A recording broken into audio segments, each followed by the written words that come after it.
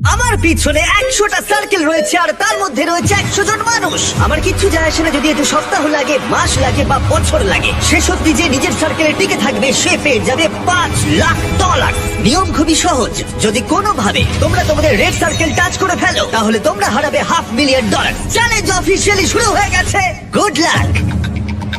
ঠিক আমার পেছনেই $5,00,000 রাখা আছে, এবার দেখা যাক কি হয়। এখন থেকে এটাই আমার বাড়ি, কেউ চাইলেও এই সার্কেল থেকে আমাকে বের করতে পারবে না। $5,00,000 এটা পুরোটাই আমার হবে। আমি 27 ঘন্টা ধরে এখানে জার্নি করে এসেছি, তাই আমি অন্তত 27 ঘন্টা এখানে টিকে থাকতে চাই। বিশ্বাস করো, এটা দেখে যতটা সহজ মনে হচ্ছে ততটা নয়, কারণ মাত্র 30 মিনিট পেরোবার পরে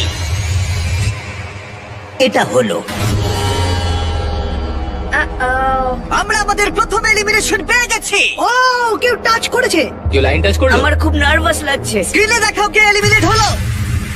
এই যে তুমি তোমার সার্কেলে টাচ করেছো, তার মানে তুমি এলিমিনেট হয়ে গেলে। কাউকে তো এটা করতেই হতো, তাই আমি স্যাক্রিফাইস করলাম। ঠিক আছে, তুমি এবারে যেতে পারো। চ্যান্ডলার, তুমি প্রথমে আউট হওনি। ঠিক আমার তোমার বলেছো। জন্য গর্ব হচ্ছে। আমি প্রথমে আউট হইনি, কিন্তু সেকেন্ডে। দাঁড়াও, কি? দাঁড়াও। ওহো, ঠিক আছে, এখন দুজন আউট হয়ে গেল।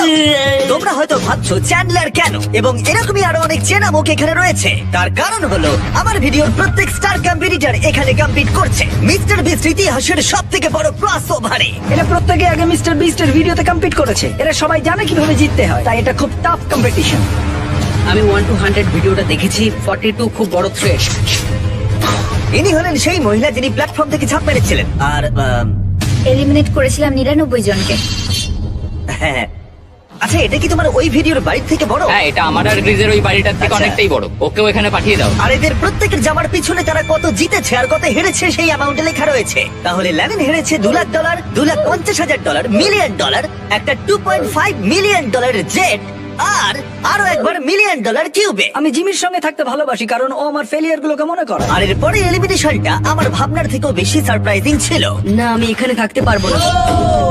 আরে ও তো বেরিয়ে গেল। তুমি বেরিয়ে এলে কেন? তোমার এই জায়গাটা ভালো লাগছিল না? না। ঠিক আছে, এটার জন্য একজন আউট হয়ে গেল। আমাকে আনার জন্য ধন্যবাদ। কোনো ব্যাপার এটা নয়। হতে চলেছে বিগ এটা একটা লাস্ট লিভ ভিডিও, তাই এখানে থাকা প্রত্যেক কন্টেস্ট্যান্টকে তাদের এই ছোট্ট সার্কেলের ভেতরেই ঘুমোতে হবে। কিন্তু জিওর মাথায় অন্য একটা প্ল্যান এসেছিল, আর যদি তোমরা আমার আগের ভিডিও দেখে থাকো তোমরা হয়তো জানবে ও কি করতে চলেছে।